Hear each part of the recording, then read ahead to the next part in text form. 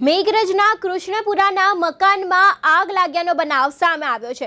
મોડી રાત્રે એકાએક મકાનમાં આગ લાગી હતી। રમેશભાઈના મકાનમાં આગ લાગી હોય તેવી ઘટના સામે આવી છે।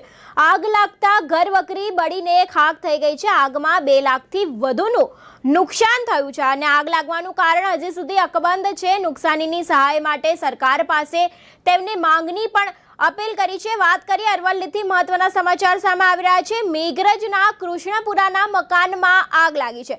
मोडी रात्रे एकाएक मकानमा आग लागी हती। रमेशभाईना मकानमा आग लाग्यानी घटना सामे आवी छे ने आग लाग्याना कारणे घरवकड़ी बळीने खाक थई गई छे। આગમાં 2 લાખથી વધુનું નુકસાન થયું છે ને આગ લાગવાનું કારણ હજી સુધી અકબંધ છે। નુકસાનીની સહાય માટે તેમણે સરકાર પાસેથી અપીલ પણ કરી છે।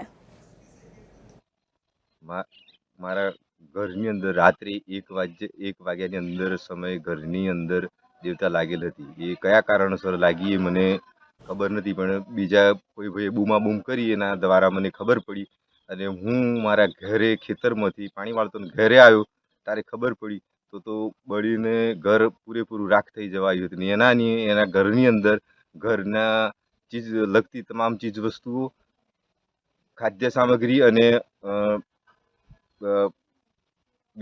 આશરે અંદાજિત 2 થી 2.5 લાખનું નુકસાન થયેલ છે। જે સરકારને હું વિનંતી કરું કે સહાય કરવા બદલ મારી વિનંતી। અને એ બાબતે ગામના સરપંચ પંચનામું કરીને ગયેલ છે અને એમણે બધું રૂબરૂબ જોઈને અહેવાલ તાલુકા પંચાયતને જાણ કરેલ છે।